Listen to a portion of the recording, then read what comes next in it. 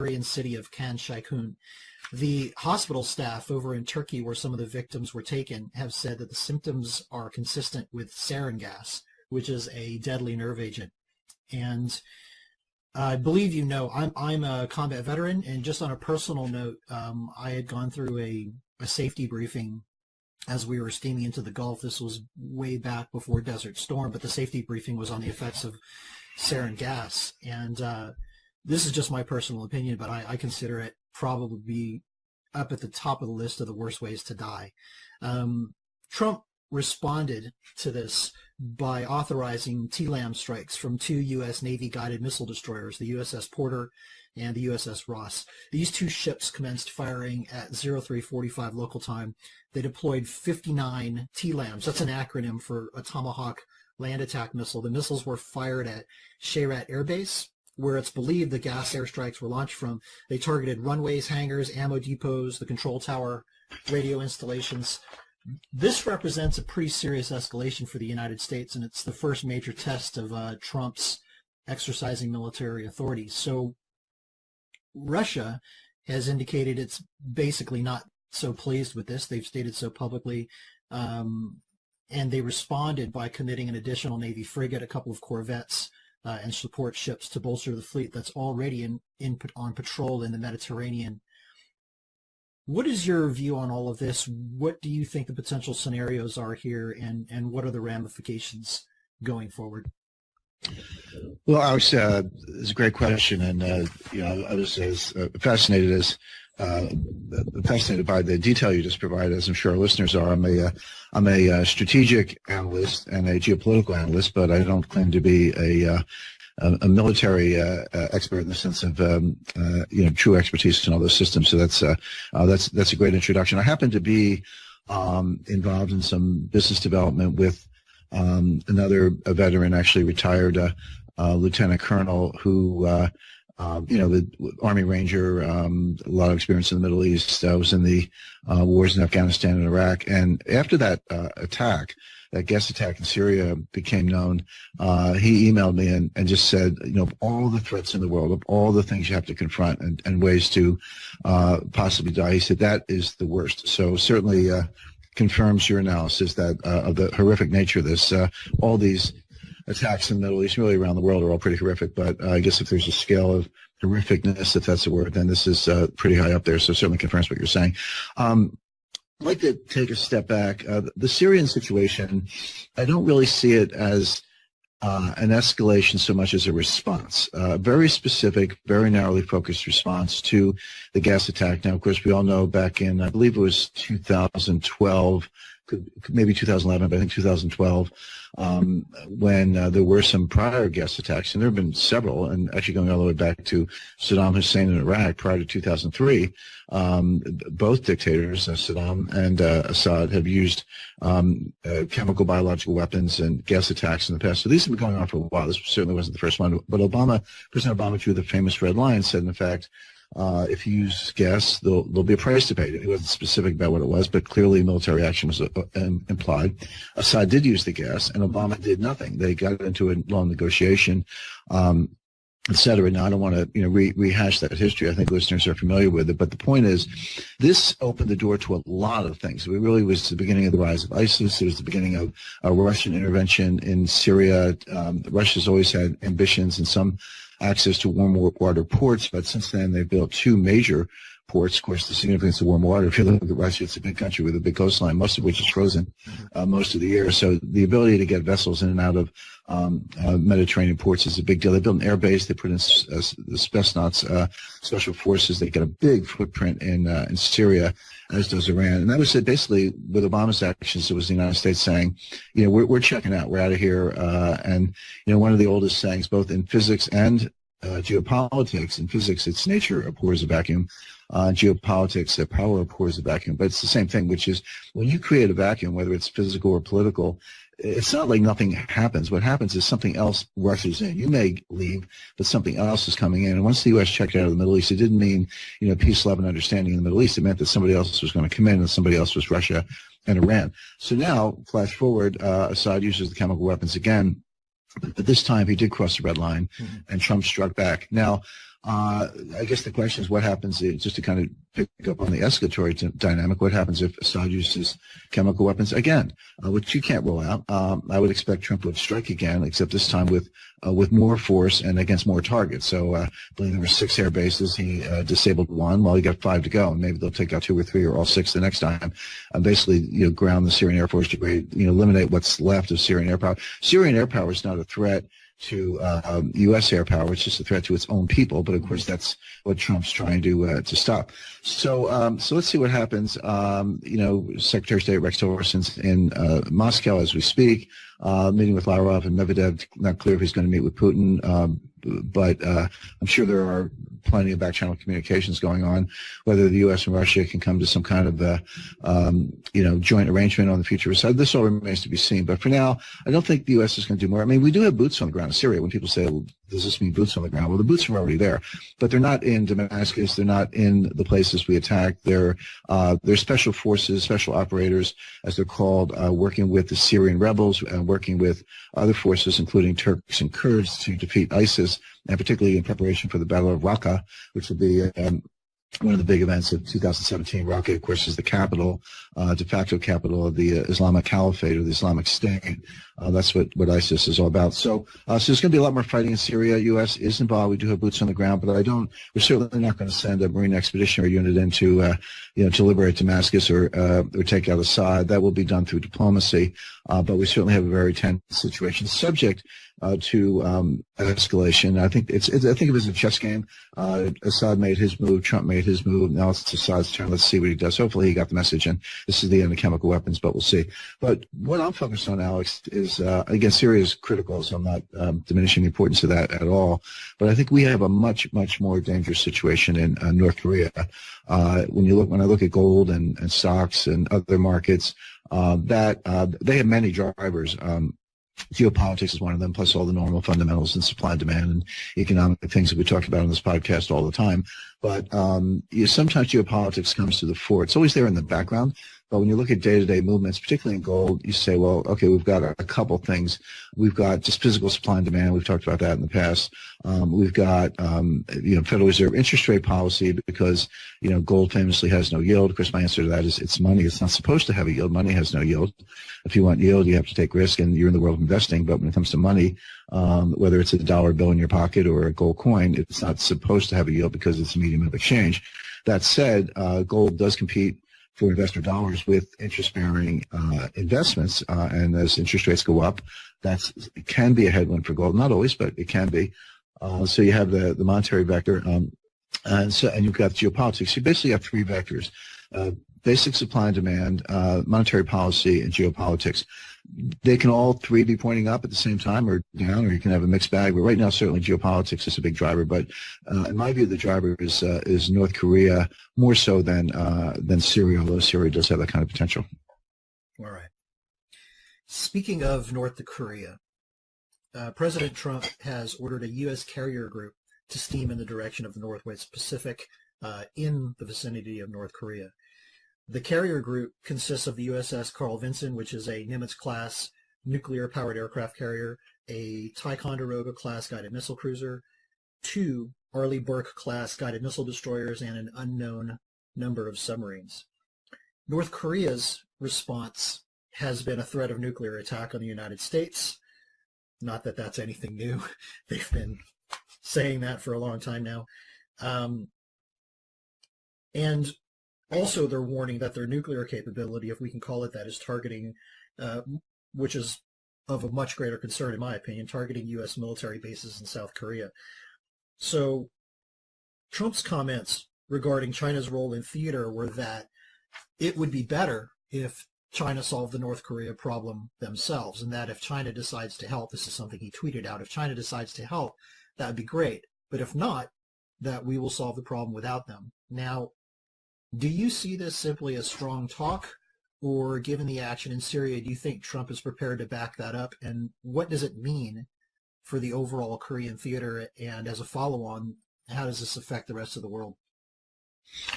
Yeah, I don't see. I followed it closely, Alex. I don't see any of this as just talk or just even strong talk. I think it has a real potential to spin out of control into something. Certainly, possibility of nuclear war with Korea, and maybe something much worse. And I'll talk about that in detail. By the way, as I say, I always appreciate your. I'm not sure if all the listeners know about your own military background and expertise, and I appreciate that rundown of the elements of an aircraft carrier strike force. It's funny, Reuters, which is a great news service, they use it all the time, very reliable. They published something on this. They said, well, what's in a strike group, and what do these vessels look like, and so forth. And those kind of infographics are very popular, very useful. But they did have the destroyer, the Arleigh Burke class destroyer, and the cruiser, and they had silhouettes. You know how the Janes and all the other military publications have silhouettes of aircraft or vessels, and they had them backwards. They had the cruiser in the destroyer column, and the destroyer in the cruiser column. As you know, cruisers are a little boxier, and destroyers are a little more lean and mean. They're both very potent.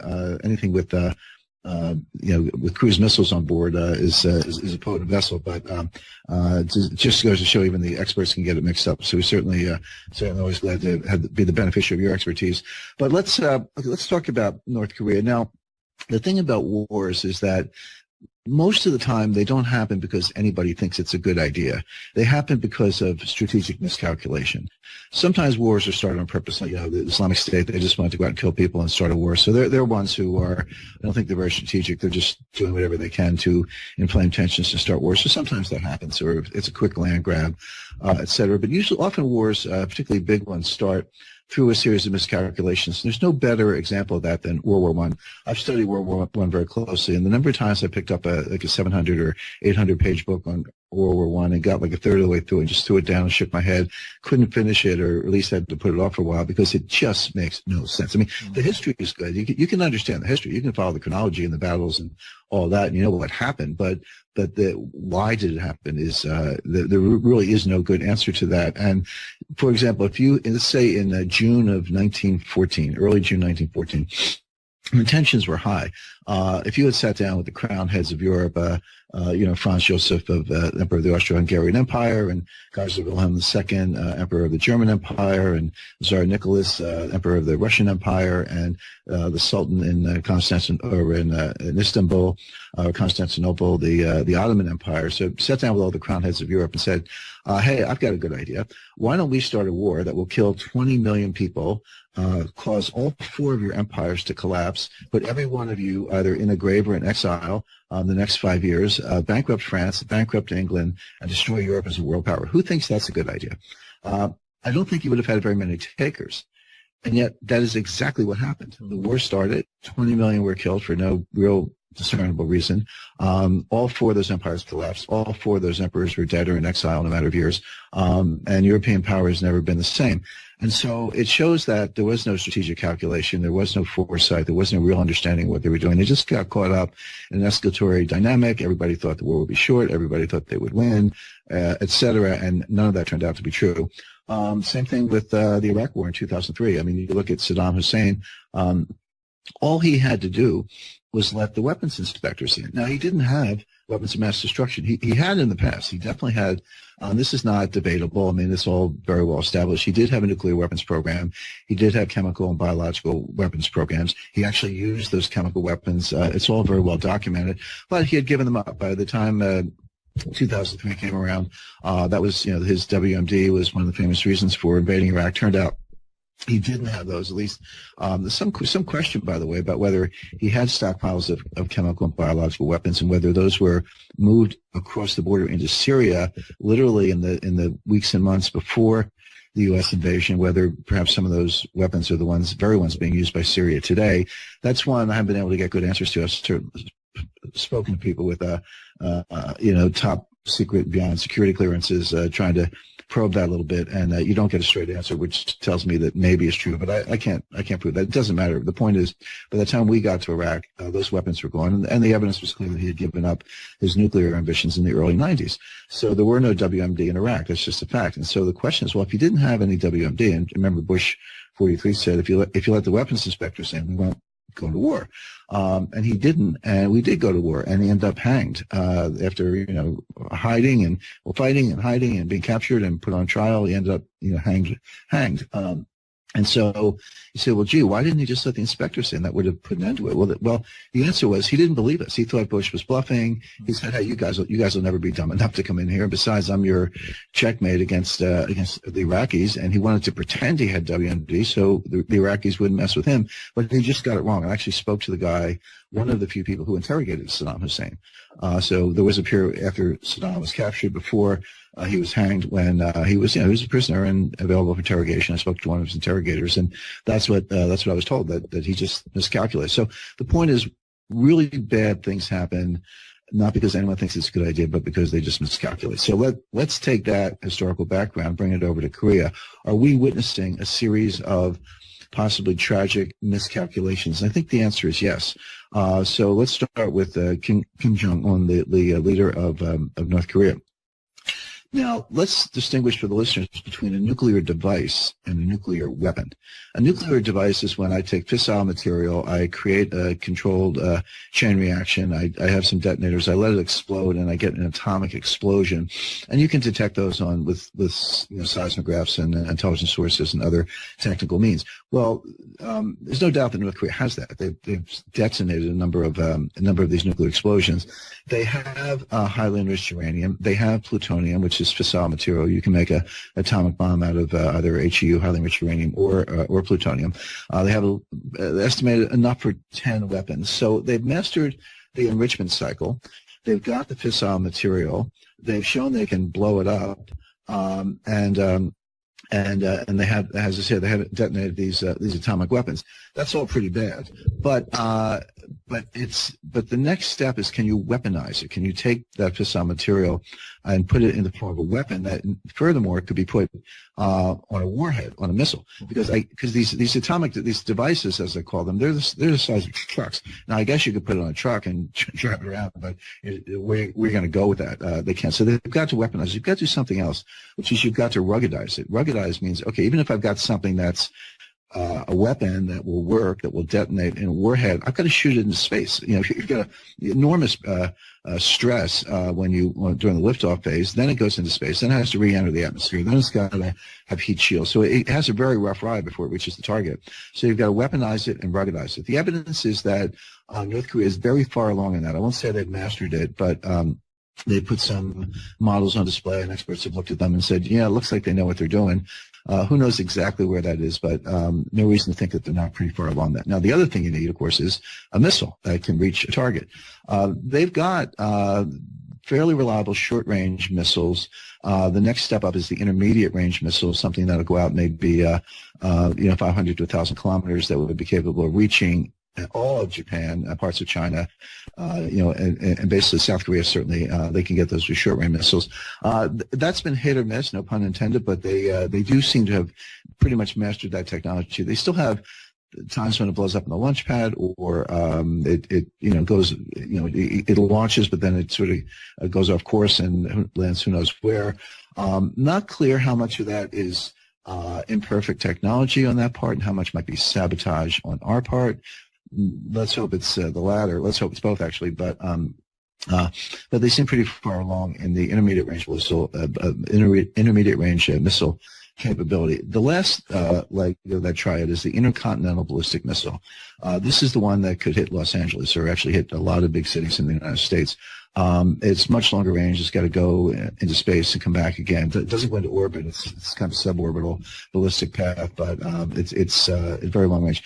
They have not mastered that. They're trying. They're making good progress. So where do we stand? They've got the enrichment cycle. They've got the fissile material. They've got the ability to create atomic explosions. They've got short-range and intermediate-range missiles.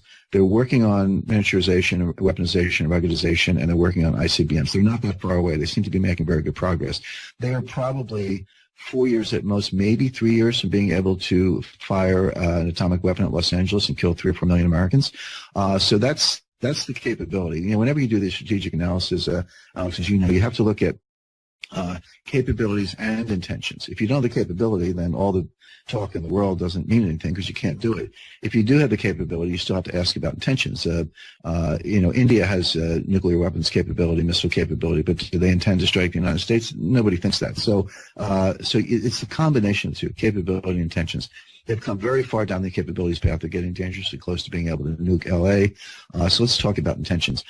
Kim Jong-un has stated his intention to attack the U.S. with nuclear weapons. I see no reason not to believe him.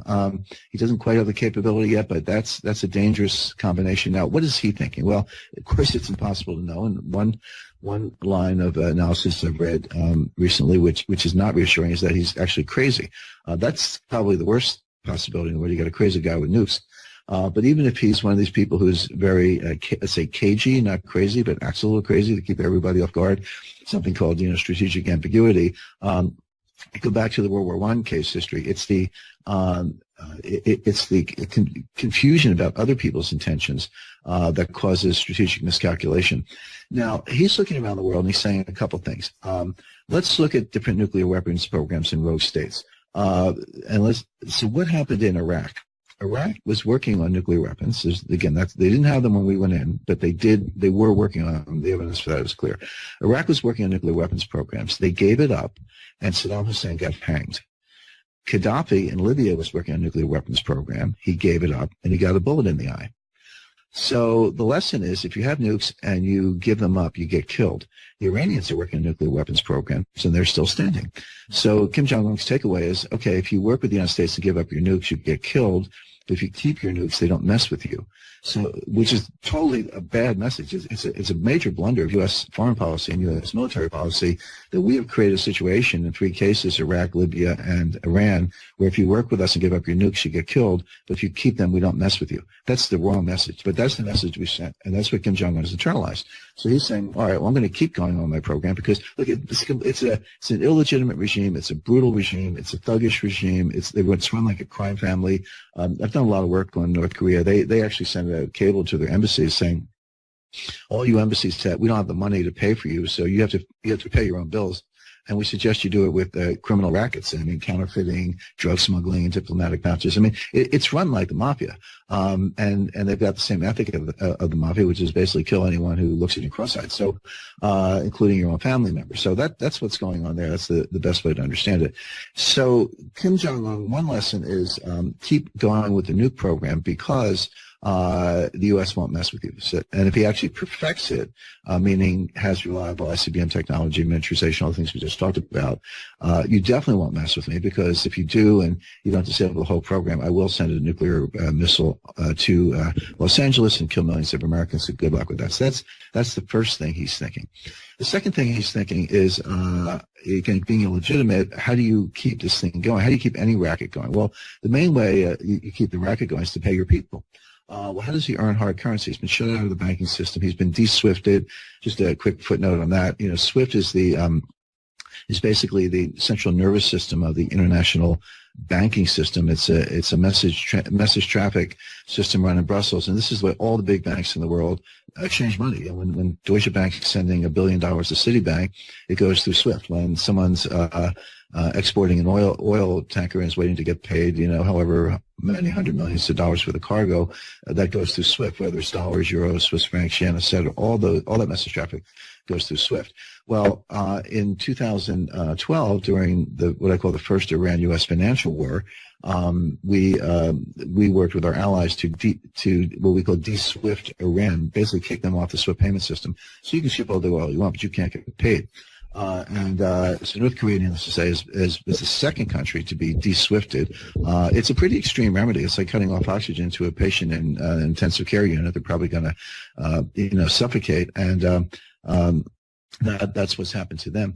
Now, there are ways around that. You can use front banks. So if a Chinese bank is willing to send message traffic, wire transfers, basically, on behalf of North Korea without disclosing the beneficial party. You're supposed to do that, by the way. There are these forms, MT 201s and so forth, where you put the sender, the recipient, the account information, the amount, the currency, all that stuff. But there's a line at the bottom for beneficial holder, which is if you're acting as agent for somebody else, just leave it blank. That's one kind of fraud. But the Chinese might leave those blank for North Korea, and by the way, the Russians. And I just learned the other day the Malaysians have been doing something similar. Anyway, be that as it may.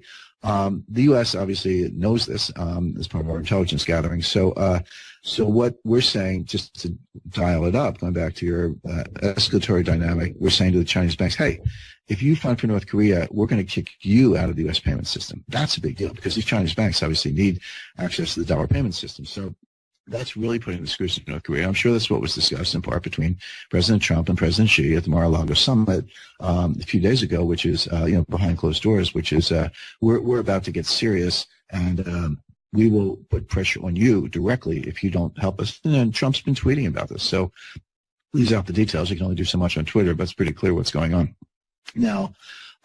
So we're putting pressure on North Korea. Now here's where the strategic miscalculation comes in. Oh, by the way, I just want one more aside.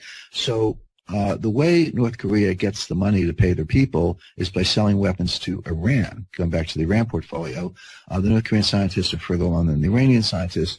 Iranians have got the enrichment cycle down. They're under a lot of scrutiny. Their missile program is coming along. But all these technological items I mentioned, weaponization, ruggedization, miniaturization, ICBMs, the North Koreans seem to be further along than the Iranians. So the North Koreans are selling that technology to the Iranians. That's a separate story. Save that for another day. But they're getting paid in gold.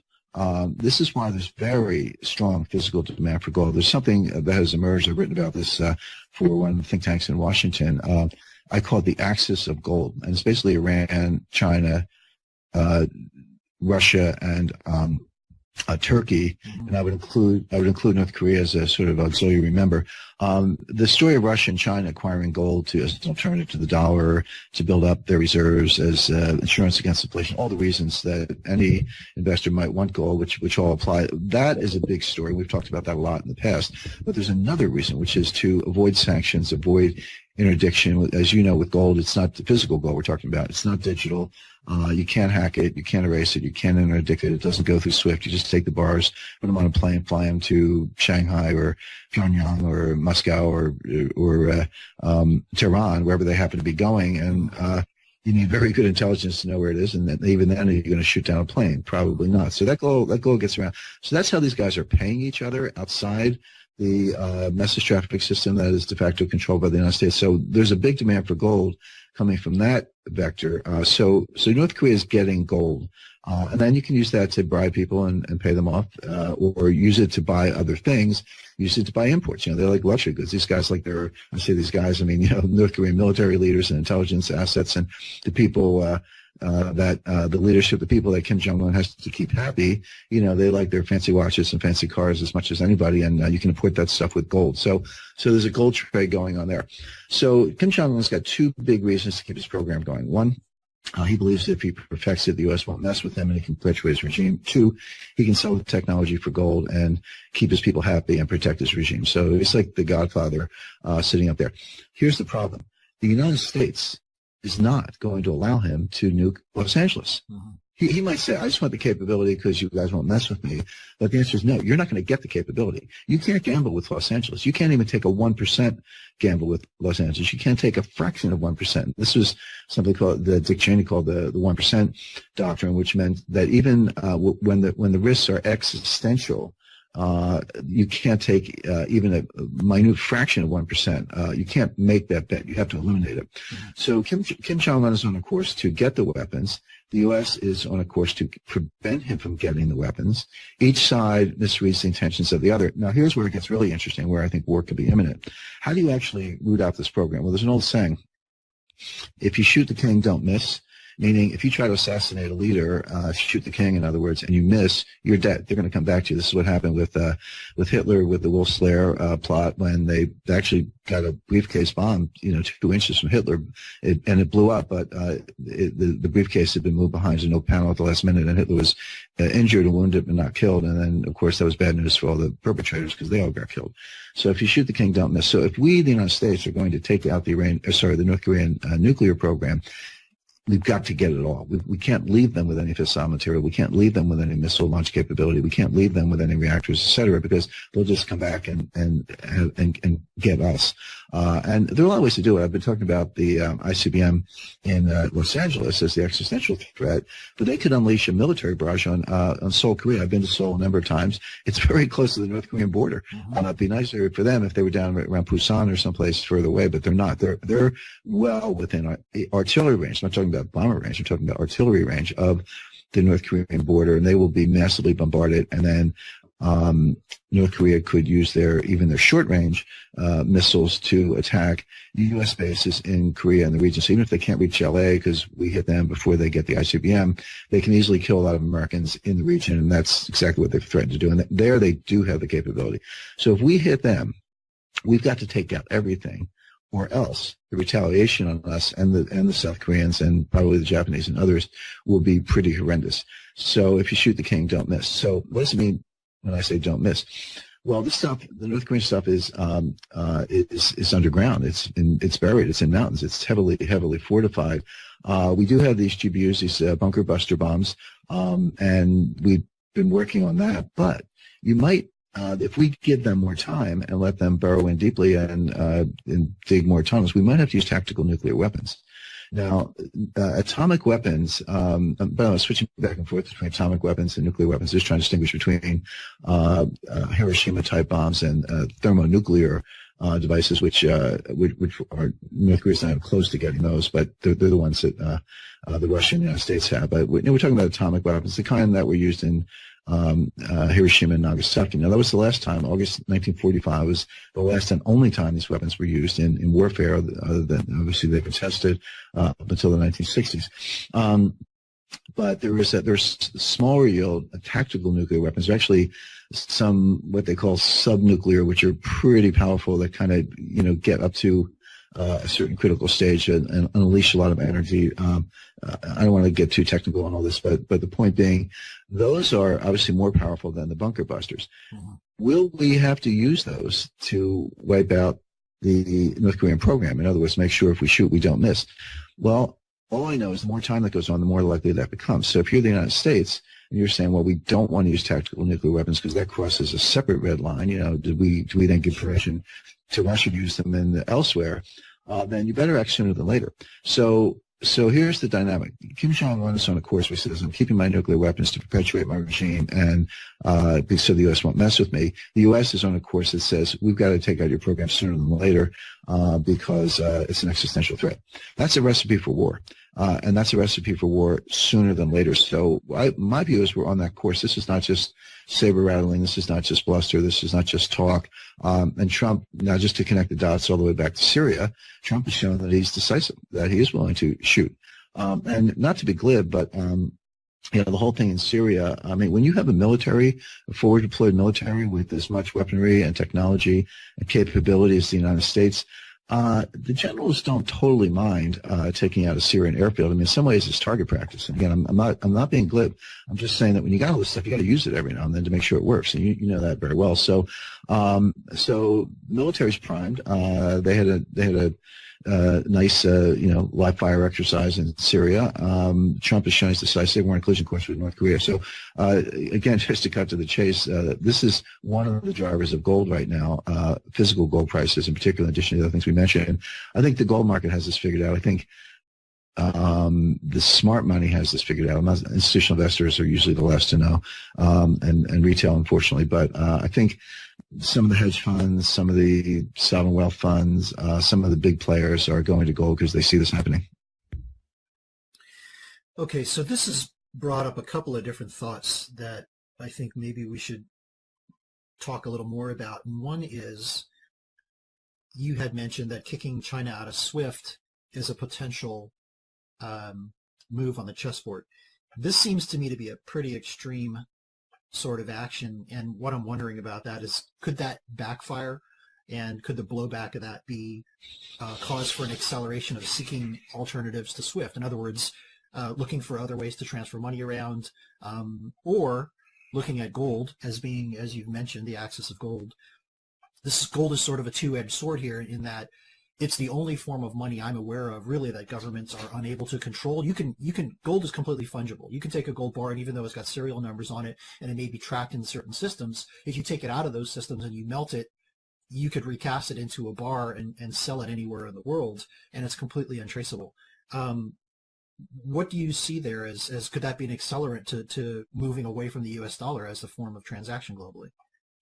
Yeah, just to be clear, Alex, I don't foresee kicking China out of SWIFT. I think that's equivalent of using tactical nuclear weapons. I don't think that will happen. What I would, just to be more specific, what I was talking about is the United States kicking certain Chinese banks out of Fedwire, which is the U.S. dollar payment system. So there are two major payment systems. One is the U.S. dollar payment system, completely controlled by the Fed and the U.S. Treasury, operating through Fedwire. And even if you're a smaller bank or a foreign bank and you're not in Fedwire, you can't move dollars around without going through a correspondent bank that does. And so what the U.S. does is we just send out, through whether it's through OFAC or other sources, we just tell our banks, hey, this bank is on the list. This Chinese bank is on the list because we think they're funding for North Korea. All the banks in the world are not allowed to move dollars through our system for that bank. So it's kind of like Syria. It's targeted. By the way, we're morphing. It's interesting, Alex. You have a military background. I do a lot of strategic work. We both obviously have a financial background. Notice how we're moving back and forth between kinetic war and financial war. These are not just metaphors. I just led a seminar. It was really an honor to be invited for the Advanced Strategic Art program at the U.S. Army War College. And this was a group of, I said college, don't think of undergraduates running around in blue jeans. These are the U.S. Army War College is graduate level instruction only. There is no undergraduate division. The people in my seminar, about 15 of them, were mid-career officers, so majors, captains, lieutenant colonels, all with brilliant academic backgrounds. See, this was a handpicked group. The quality of the students at the U.S. Army War College is pretty high to begin with. This was a select group of people who have been identified for their potential as strategic thought leaders. So these will be the future, future generals. These are officers who will end up in the National Security Council, cabinet level, under secretary level positions, NSA, et cetera. So really the creme de la creme of strategic thinkers. I was invited in to do a financial warfighting seminar, and we held at the historic 69th Regiment Army in New York. There, the U.S. Army War College is in Carlisle, Pennsylvania. But this group came to New York because they were meeting with other financial people. Actually, after my lecture, their next guest lecture was Secretary Geithner. So we had a little fun talking about that. I said, well, you're going to get a very different view of the world from Secretary Geithner than you got from me, but that's okay. That kind of diversity is good. But this is exactly what we were talking about, how the line between kinetic and financial and cyber and financial are being blurred. They're all part of the battle space. So just to come back to this, just as we targeted one airfield, not 6 in Syria, so the U.S. can target one bank, not 20, and one payment system, not all of them. So I don't see China as a country will not be de-SWIFted, but certain Chinese banks may be kicked out of the U.S. payment system if they're carrying water for North Korea. So I do expect that. Now, having said that, your bigger point is absolutely correct, that this has been well vetted. Russia and China are building up their gold reserves, starting to do business in each other's currency. So if Russia ships energy to China, they're willing to get paid in yuan.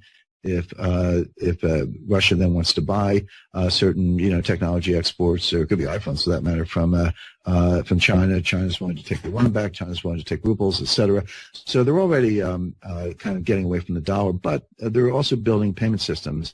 And actually, one of my favorite central bankers in the world, Elvira Nabiulina, who's the head of the Central Bank of Russia, recently announced that if Russia were de-SWIFted, they would kind of shrug and say, no big deal, we've got our alternatives good to go.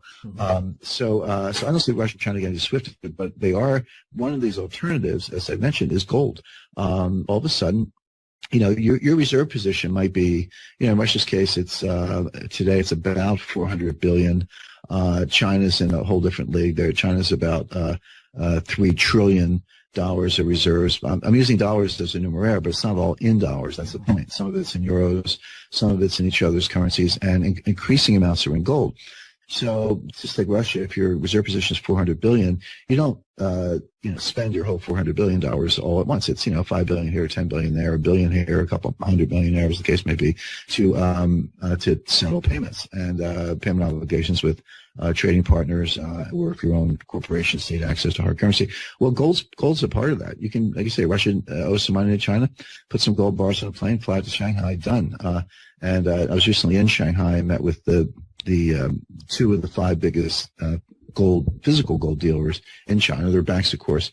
By the way, one of the things I asked them, I said, I have pretty good information that the People's Liberation Army moves the gold around, in armored columns and so forth. I said, why is that? I said, why don't you guys move the gold around? I mean, can't you get some armored cars or Brinks or whatever?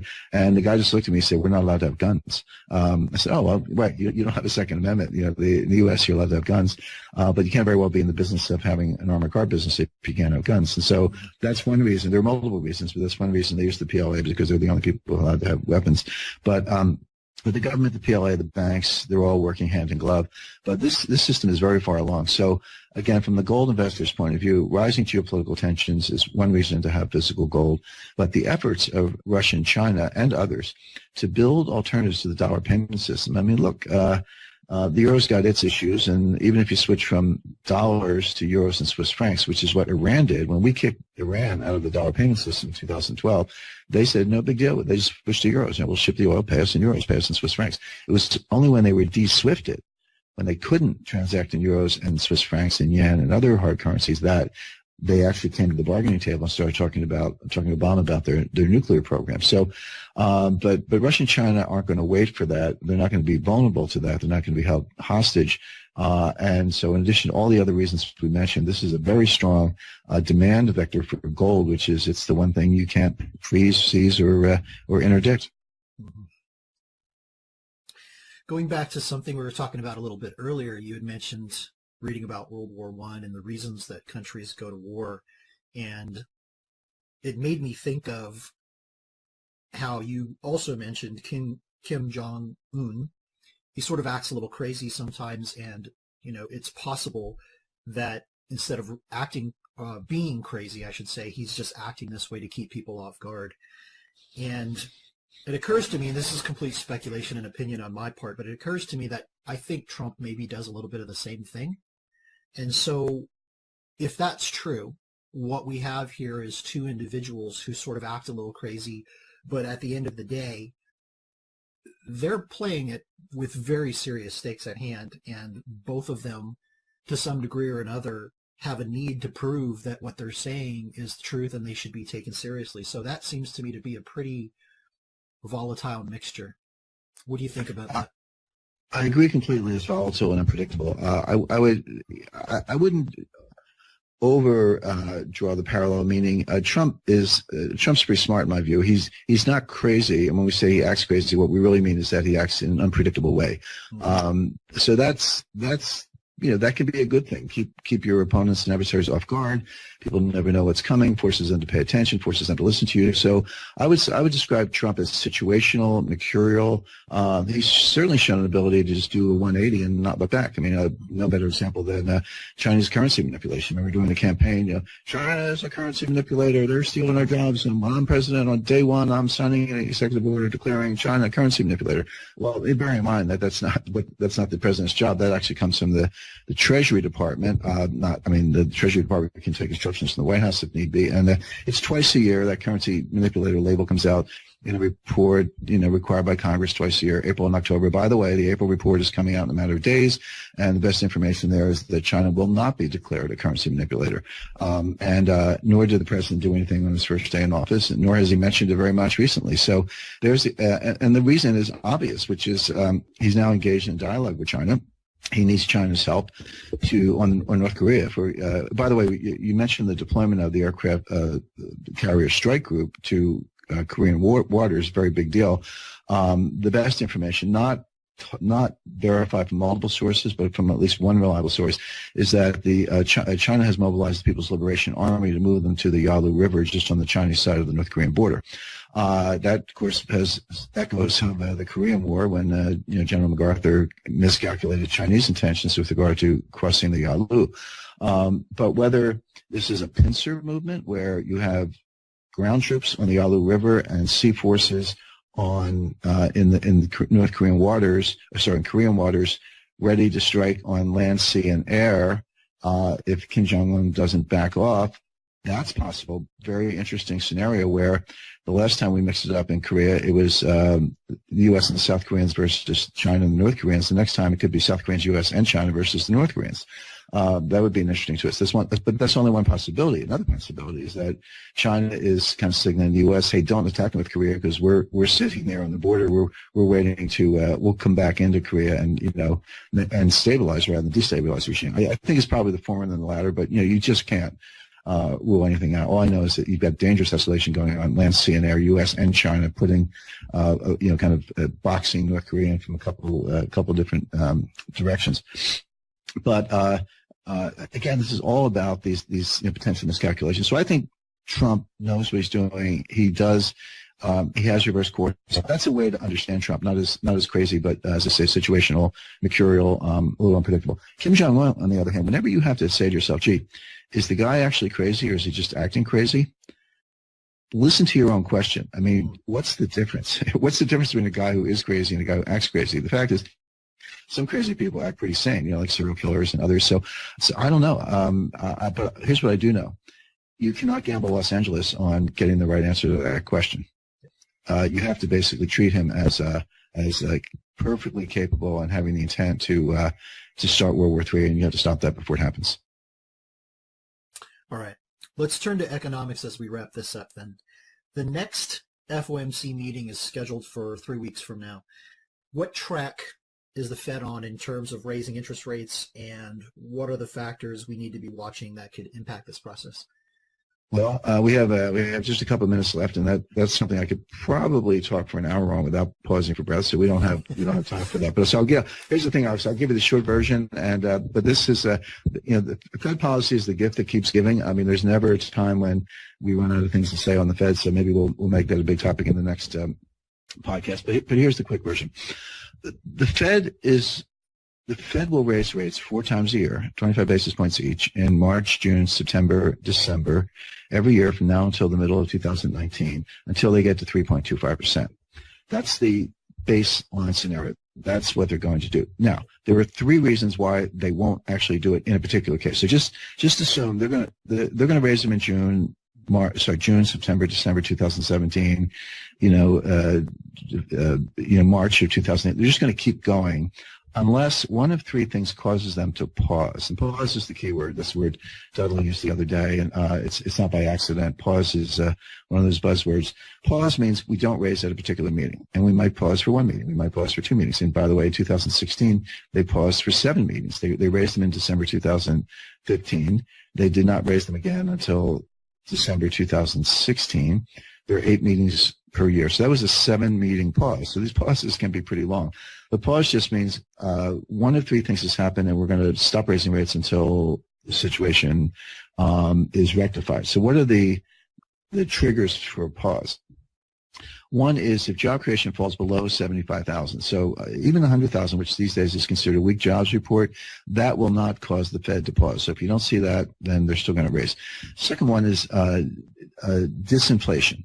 The Fed believes it has achieved its inflation targets, or will shortly. Their preferred measure is PCE, price deflator core, year over year.